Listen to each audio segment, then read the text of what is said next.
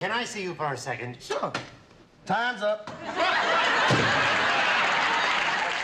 The Jeffersons was the sitcom that laughed loud and lived large, but behind the deluxe apartment were battles you never saw. A producer who waited 2 years for the right star, a mother who turned pain into Emmy gold, and a cast blindsided when their show vanished overnight. This wasn't just comedy.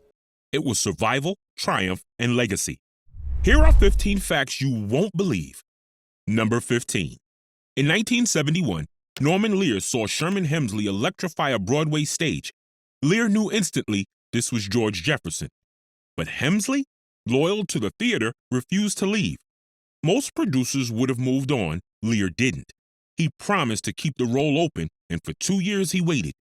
When Hemsley finally stepped onto the All in the Family set, George Jefferson burst alive.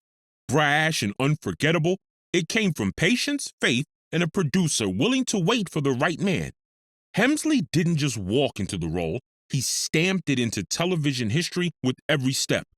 George and Louise Jefferson first appeared as Archie Bunker's new neighbors, and within 2 years, their story was strong enough to carry a show of its own. Number 14. Before she became Wheezy, Isabel Sanford was told to quit dreaming. Her husband dismissed acting as foolish, but Sanford chose freedom. She separated, packed her children, and moved to Los Angeles with nothing but grit and rent money. She worked odd jobs while chasing auditions, carrying 3 lives on her shoulders. Later, when audiences saw Wheezy stand tall against George's bluster, they weren't just watching a character, they were watching Isabel's real defiance, a woman who refused to let anyone, not even her husband, silence her. Lord created everybody equal, except in your case, he quit work before he got to your head. Number 13. Before George Jefferson strutted into TV history, Sherman Hemsley lived 2 lives. By day, he sorted endless mail in a Philadelphia post office, anonymous and exhausted. By night, he hustled on tiny theater stages, then finally on Broadway, chasing a dream that felt impossibly far. The grind was punishing, but it forged his fire. The man who had once lived quietly in the background stepped onto prime time with a presence impossible to ignore. Number 12. On screen, Archie Bunker and George Jefferson were sworn enemies. Off screen, Carol O'Connor and Sherman Hemsley shared deep respect. It was a strange burden, embodying America's ugliest prejudices for laughs while trusting each other completely. They carried the weight of uneasy laughs and painful truths, but that trust let them go harder in their scenes, knowing the rage was scripted and the respect was real. Together, they turned confrontation into connection and gave television its fiercest, most human clash. You don't blow money on a fresh flower every day. No, I steal one every day from a blind flower girl. Oh, he's joking. Number 11. By 1981, Isabel Sanford had already defied the odds. Once a factory worker and single mother, she fought her way into acting with no safety net. That year, she made history as the first Black woman to win Best Actress in a comedy. Holding that Emmy, she wasn't just claiming her own victory, she was raising a trophy for every single mother, every underdog. Louise Jefferson had moved on up, but Isabel Sanford had moved mountains. Her triumph proved strength at home could build legacies on stage. Number 10. Florence the maid could slice George Jefferson down with one line, but off-screen, Marla Gibbs didn't know if Hollywood would keep her. For 2 full seasons, she worked days at United Airlines and nights filming the show. That uncertainty gave Florence her edge, serving without bowing, speaking truth no matter who signed the paycheck. When Gibbs finally quit her day job, it wasn't just security, it was a declaration. Florence wasn't going anywhere, and neither was Marla Gibbs. What's so funny? I see the donkey, but where's the tail? Number 9. When Roxy Roker accepted the role of Helen Willis, half of one of TV's first interracial marriages, she made a demand. The relationship must be treated with dignity. Her own husband was white. She refused to let Hollywood reduce that truth to a joke. Every scene with Tom Willis carried her real-life conviction. That courage turned Helen into more than a neighbor. She became a quiet revolutionary, insisting that love between races be portrayed with respect. I wish there was someone here who could tell my wife I've been thinking. I wish there was someone here who could ask my husband with what. Number 8. On set, Roxy Roker fought for dignity. Watching quietly was her son, Lenny Kravitz. He saw his mother stand firm, never letting love be reduced to a punchline. For a boy who would become one of rock's great rebels, that strength mattered. Decades later, Lenny carried her conviction into music. The Jeffersons changed television, and in the wings, it molded a legend. Number 7. America knew George Jefferson as loud, cocky, unshakable, but Sherman Hemsley was nothing like that off camera. He was soft-spoken and shy, slipping on headphones to lose himself in the intricate sounds of his favorite band. Yes, yet on screen, he unleashed George's iconic strut, a walk bursting with pride, defiance, and restless energy. That contrast was magic. A gentle man who whispered in life, but who roared through every step on screen.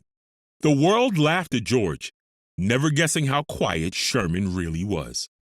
Number 6. Florence's zingers often left George Jefferson seething. Some of those barbs weren't even scripted.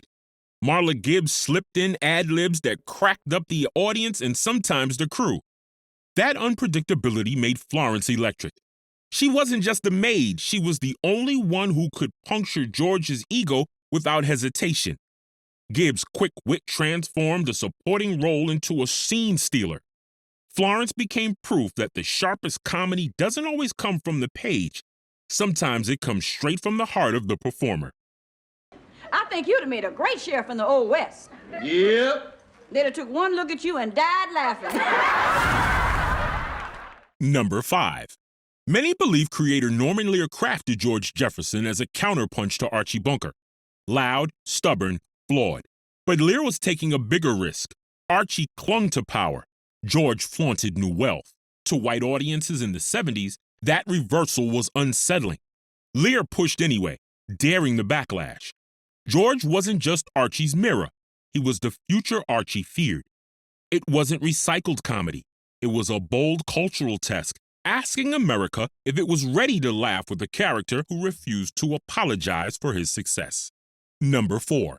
The Jeffersons' deluxe apartment didn't just house George and Wheezy. It became a revolving door for legends. Sammy Davis Jr. bought Rat Pack royalty.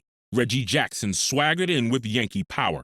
Gladys Knight lit up the set with Motown soul. Billy D. Williams arrived just before his Star Wars breakout. Gary Coleman and a young Jaleel White hinted at sitcoms to come.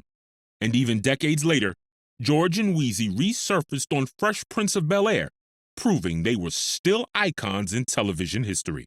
The man said to name 3 things you like about me. Your mother died, your mother's dead, your mother ain't living no more. Number 3. Marla Gibbs was so popular as Florence that CBS handed her a spinoff. The dream was within reach, center stage at last. But 4 episodes in, her new show titled Checking In got canceled. That failure could have ended her career. Instead, Gibbs returned to the Jeffersons sharper than ever. Florence's timing was tighter, her comebacks more fearless. Viewers laughed harder because they sensed it. Marla Gibbs had been tested, nearly broken, but came back swinging. Number 2. When George Jefferson looked at Tom Willis and fired off the word honky, living rooms froze. Then came uneasy laughter. It wasn't the first time primetime television had turned racial language around. All in the Family and Sanford and Son had already tested those taboos, but the Jeffersons made it hit harder. The insult was sharp, funny, and disarming all at once. By daring to say it, the show pushed race talk into the open. For one charged moment, America laughed and squirmed together. Down! It's not worth breaking up over Crazy George. Who you calling crazy, honky? Number 1. In 1985, millions tuned in expecting another season. Instead, CBS had canceled the show. No goodbye, no finale. The Jeffersons didn't end, it just vanished. For Isabel Sanford and Sherman Hemsley, it was a wound that never closed. Fans wrote letters begging for closure. Cast members spoke of betrayal. George and Wheezy had earned a goodbye but never got one. A show that had made history ended not with applause, but abandonment. Bonus fact. Decades after cancellation, ABC brought George and Wheezy back for one night and live in front of a studio audience. Norman Lear at 96 was there helping recreate a classic episode live. Jamie Foxx slipped into George's swagger. Wanda Sykes carried Wheezy's steel. Kerry Washington and Will Ferrell played the Willises. But it was Jennifer Hudson who stole the night, belting Moving On Up live as millions watched. For a brief moment, time bent. The Jeffersons weren't gone, they were alive again, proving you can cancel a show, but you can't cancel a legacy. The Jeffersons were more than characters. They were neighbors, family, a mirror of America. George strutted, Wheezy steadied, Florence stung. If this brought back memories, drop your favorite moment in the comments and let us know which classic we should spotlight next.